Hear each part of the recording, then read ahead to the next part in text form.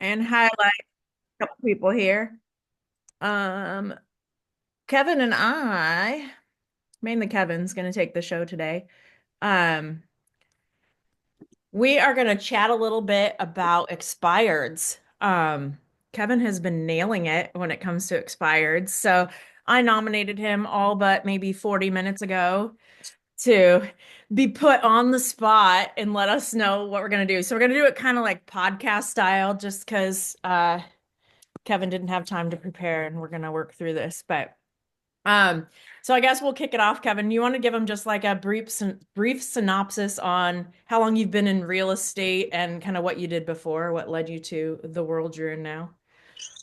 Okay, so we'll start in my 20s. I built custom homes for a good 7 years. Then after that, I became a union electrician for 8 years. And then I did a lot of odds and ends, construction, and kind of fell into flooring business. I opened a flooring business. So I kind of knew all aspects of home and construction. And so my wife was crushing it. That's why I got into it. I got into it last November, um, and I've had a good time with it so far. Uh, yeah, I guess, yeah, I've just been working different avenues. I want to get away from paying for leads, so I've been trying to find where my niche is. So, Yeah. So you started November of 23, so you've been in the business just over a year. oh, yep, sorry, November of 23. And Yes. you guys are like, yeah, you guys have to, if you could just see Kevin's progress, it's pretty awesome. Both Kevin and Rochelle are nailing it. Okay, so I guess let's dive in a little bit to expireds and what kind of fill everybody in. What was your kind of desire? Why did you decide to tackle expireds?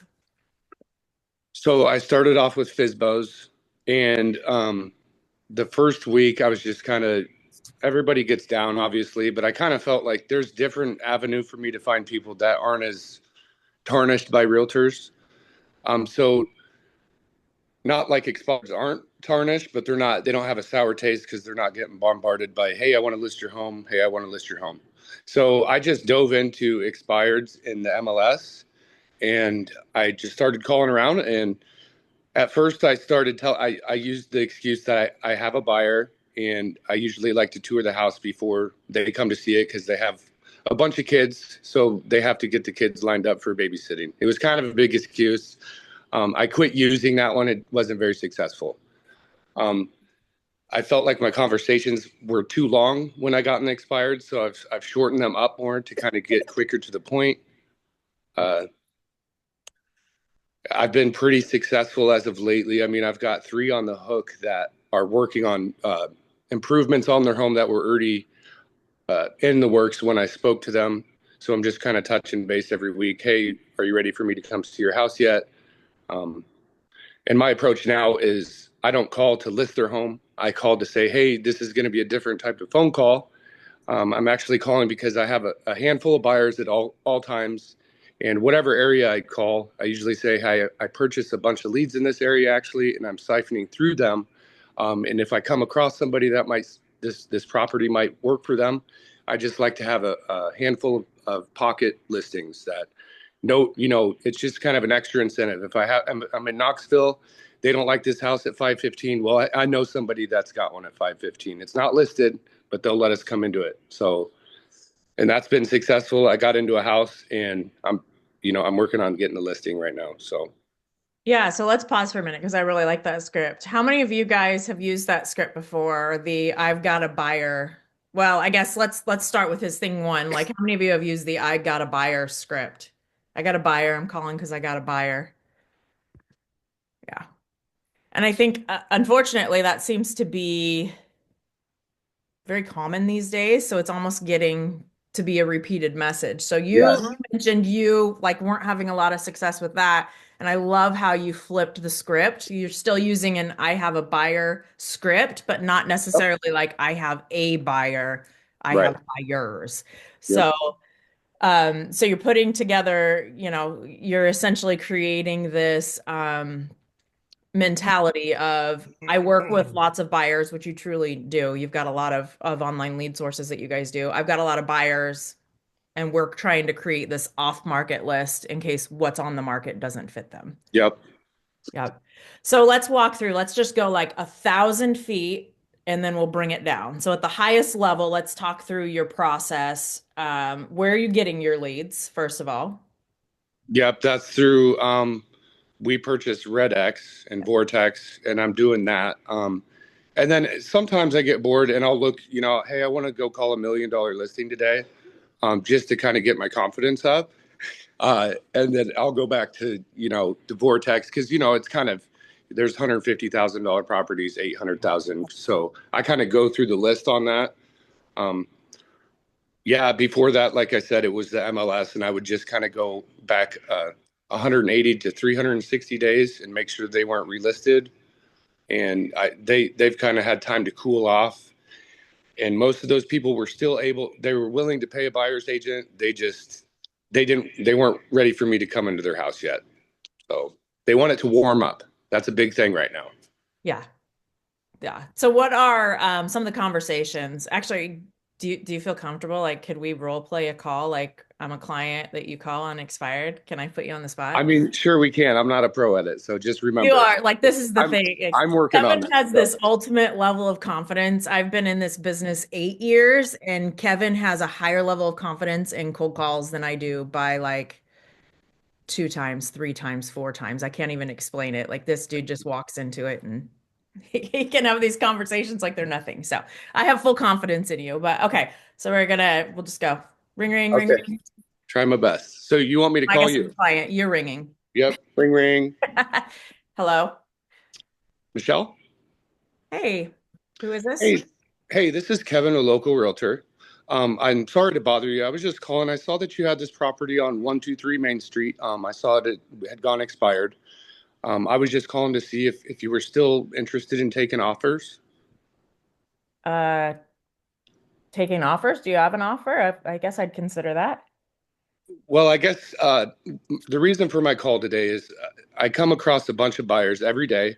And so I've got a handful at all times. I've also got a big team behind me that has also handfuls of buyers of their own.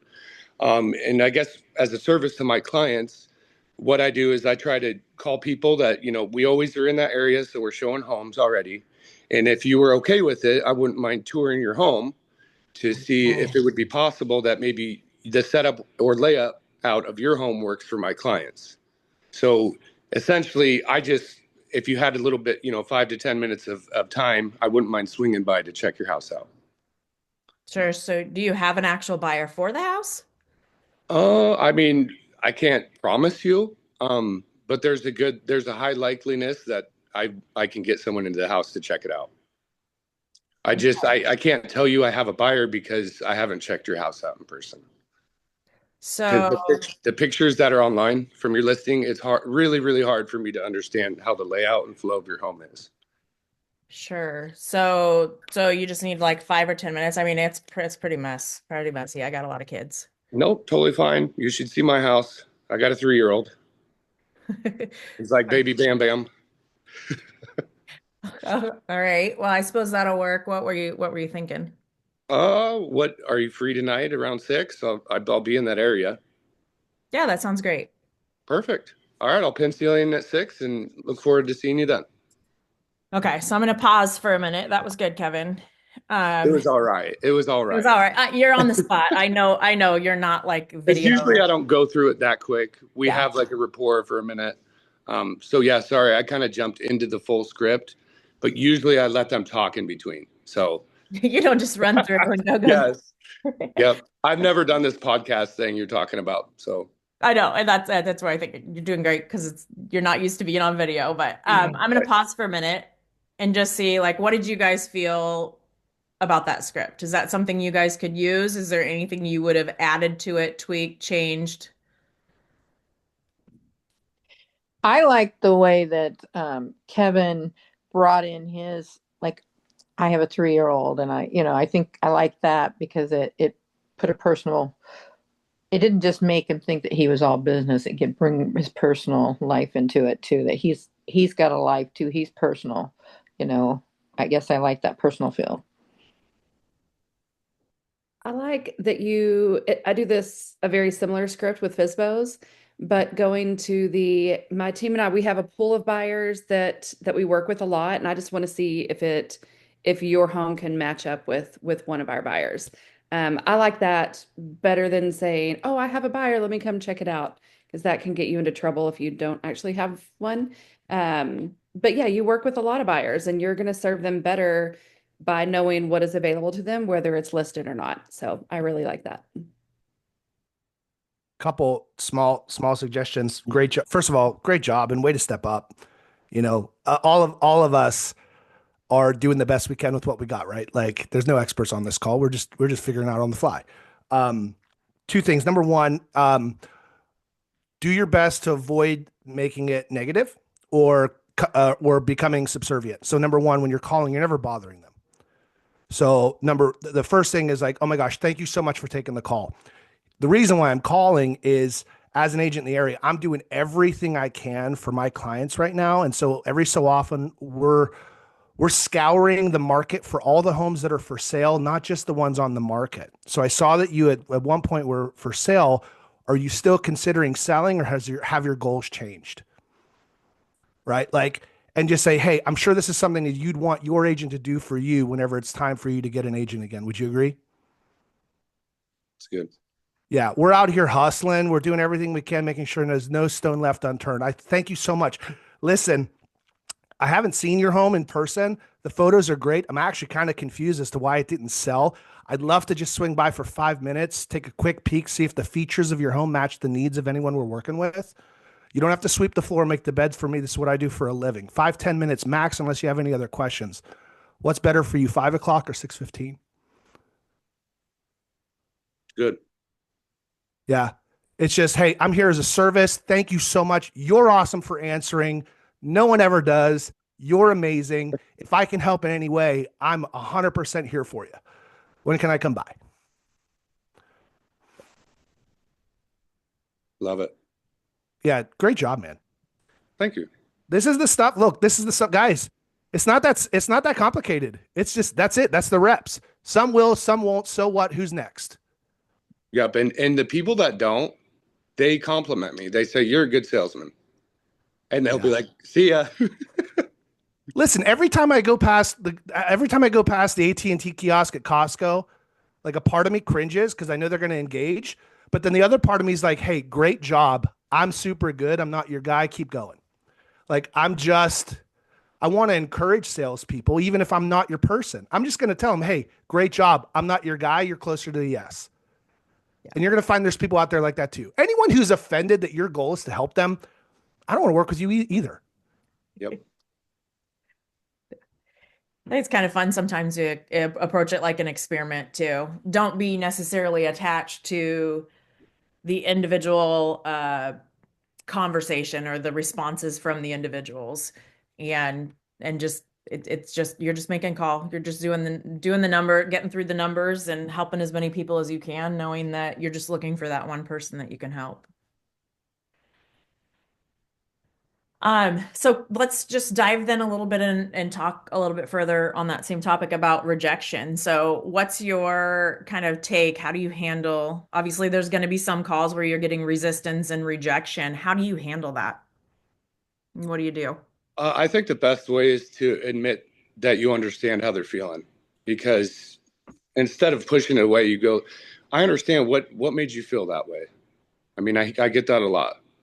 And then I guess maybe just change that. Maybe you do something differently. Rejection. I mean, I'm not always the best yet at rejection still. I'm getting better at that. So I'll chime in for him really quick. When he's on the phone, if I'm just walking by and I can like tell he's getting some pushback, he's so good at just like being their buddy. Like literally on the phone, he's like, hey man, give me a second. Like that's something you would say to a friend, right? Like you don't say that to somebody you don't know, but Kevin does, and it catches their attention. Like, oh, this is just a dude like trying to have a conversation. He's just really good at keeping it so like nonchalant. Hey man. I sold a house that way. He did. So a cold call. Yeah, I love that. What would you say some of the most common objections you're hearing are? Oh man. A lot is the market. I mean, and they're waiting for spring. So hopefully those people are serious. That's been the biggest one is they're waiting for spring. Matt, you want to throw out an objection for those waiting for spring that he can I roll? would just say, you know what? I can respect that. Let me ask you this, Kevin. If you were able to get what you needed before spring and you got a jump start in front of all the other buyers that are also coming out in the spring, would that be of value to you? If I Yes, could help you find a way to get this property sold so you can get a head start in front of all the others that are going to be buying, so you have less competition in the spring, would you want to find out more? I like that. Yeah, man, look, I don't know. Like, I can't work miracles, obviously, but here's what I can do. I can just take a look at everything that you've had done before and what we do. We sit down. I could just kind of share with you some of the strategies that we use to get houses like yours sold that didn't sell before. And if the numbers make sense and you feel comfortable, is there any reason why we can't work together and move forward? Absolutely. Cool. So, I'm happy to come by today, 5 o'clock or 6:15. We'll sit down, take a look at it. It either makes sense or it doesn't. And either way, we shake hands. You made a friend and you got some new ideas. Love it. That's a good approach. Every objection is the doorway to the appointment. Just ask a better question. That's it. Objections are openings for the next opportunity. If you can handle that, then you're in. Yep. And it's not about like convincing anyone. It's about asking them a question around that in a way that they may not have considered. And they go, well, actually, shoot, yeah, that does make sense. I don't know if I want to be in a competitive market in the spring. If I can get what I need to move and maybe kind of not have to be amongst 11 other offers in March or April, that'd be pretty rad. I'm in. If you can show me. And then they'll go, but I'm not promising nothing. Cool. Neither am I. I'm not promising nothing either. Other than making sure that you know everything you need to know and not what you want to hear only.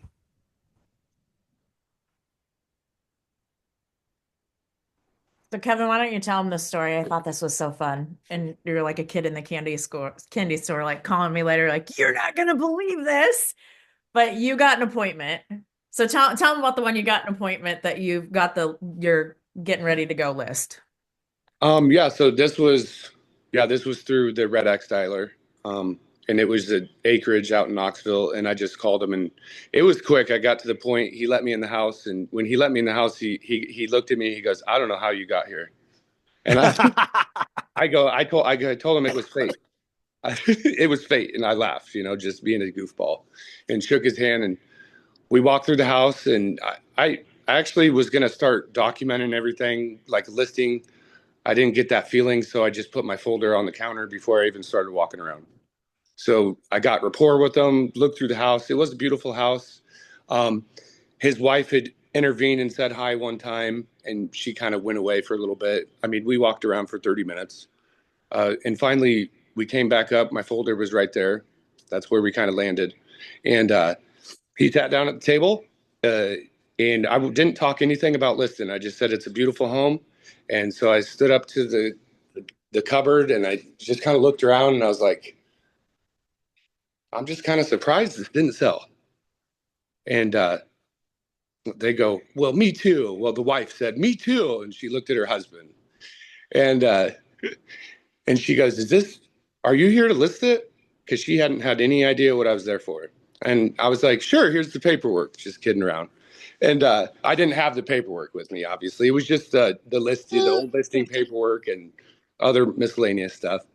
And we start chatting, and we keep talking, and he looks up at me and looks at his wife too. And he's like, hey, this was what kind of got me to think that this is probably going to go pretty well, is they said, we actually were just thinking about becoming realtors ourselves when we retire. Well, they can retire any day. He works for like the state legislature, so he could like literally, he's on the retirement docket as we speak. And I go, hey, when it comes time for that, we've got you covered. We've got a team, and that's what we like to do. We like to recruit people and train them and, you know, make them be the best of the best. And they looked, you know, they were pretty excited about that. And then they started talking about listing the home. Like, what would you do? And what do you think was the reason why? I asked them first, what do you think your reason was that it didn't sell? Um, and they just thought they had a lazy realtor, and she didn't do enough marketing. They wanted to put a price that was lower, and she told them that they could get the price that, yeah, which blew my mind. So I was like, sweet, I'm in. And it was just a good conversation after that. And yeah, hopefully I'm going to go back, you know, and get listing paperwork signed and get pictures set up. So, And Kevin, what's this going to be listed around? 475. So for those of you that are like on the national side of things, so you know, 475 to the Californians is probably like, you know, Oh, nothing. yeah. Like our average price point here is under 300,000. So this isn't, you know, Yeah, it's just 50% above median. yep. Yeah, that's Yep. good. That's real good. Thank you. All right, just a $15,000 phone call. That's all.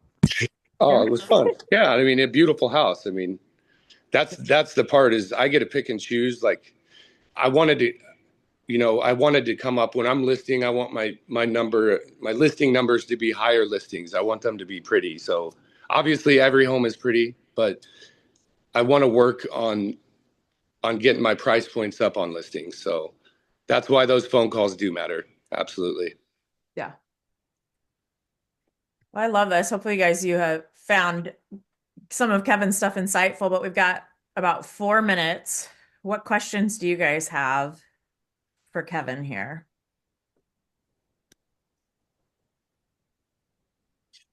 Oh, Kevin, congratulations. I would love to hear that call you made to them, like to get to their door. Yeah. You shared that. I mean, pretty much it really does consist of this. I know their first name, and so when you do that, they automatically engage in the conversation. So I say, hey, Ron, this is Kevin. I'm a local realtor. Don't don't make your intro super long. And you know, Matt pointed out, I do always say, hey, I don't mean to bug you, but I don't give them time to respond. I just say what I'm asking for. So Matt stated, hey, thank you very much for taking the phone call. I appreciate your time. I'm calling about your listing on 123 Main Street. I had a question about, you know, on listing it. Obviously, if you're calling just to get into the door, you want to have I build good rapport when I start the conversation. Sorry, I'm not doing so good right now. I'm on the Stop. spot. Don't be apologetic. Don't do that. But I mean, pretty much just I try to make them simpler now. I used to talk quite a bit. Like the conversations were 30 to 40 minutes sometimes. I've shortened them up to maybe 5. And I would say that's been my best at getting into the door because I mean business, but I'm also personal. So after you have the conversation and state, hey, are you accepting offers on the home? Usually they're willing to still accept offers. And I haven't really had anybody that said, no, they're not accepting offers at this time. It's usually somebody else is going to list it for them. But if they do say they're willing to accept offers, just say you have a pool of buyers. And that's what I told them. I actually told them I purchase leads in Knoxville area. So I'm siphoning through new clients as we speak. So if anybody comes up that's looking for something like this, would you be willing to let us look at it? And I said, I like to tour properties before my clients. So you're really setting yourself up as the resource. Like, hey, I'm this great agent, subconsciously, right? I'm this great agent. I do this touring for my buyers. I have a lot of buyers I work with. You're building yourself up in their mind, but not in a way that's like aggressive. I'm a great agent. I can do all these great things for you. It's more of, you know, these are the things that I do for my clients, which then in their mind is helping them see this great value that you provide to buyers and build you up as an agent in their mind. Thanks, Michelle. Thank I was you.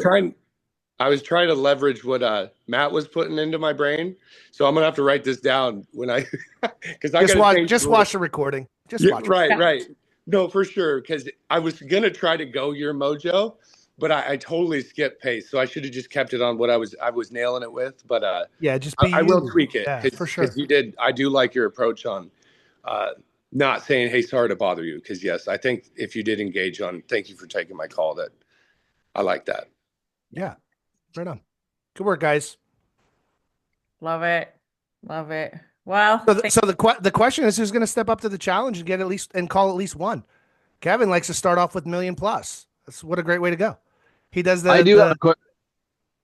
yeah I have a quick question when you got a second. yeah dude. So, Kevin, I was just curious as you go into these expireds, are you finding that there's any common gaps as you go from house to house as far as why they're not selling? Is it a lack of marketing exposure? Is it usually just pricing? Like, do you see any commonalities between them, or is it kind of different every time you go in? I feel like the commonalities I've seen so far is definitely the pricing because they look at their home as it's amazing, but they haven't done the trim for 20 years. So everything is outdated, but the home layout is beautiful, immaculate. Paint looks beautiful, but there's still wallpaper on the, bordered wallpaper. So those are things I point out, like you would point out, like, hey, beauty's in the eye of the beholder. Some people like modern things. So yeah, that's definitely the hook. I mean, and marketing is definitely up there. awesome. Well, we are at time, guys. Next week, the lovely Michelle, San Diego Michelle, is going to join us and talk about the senior market. So join us next workshop Wednesday for that. And then we will all be back on Friday for our Freestyle Friday. So hope you guys have a great rest of your week.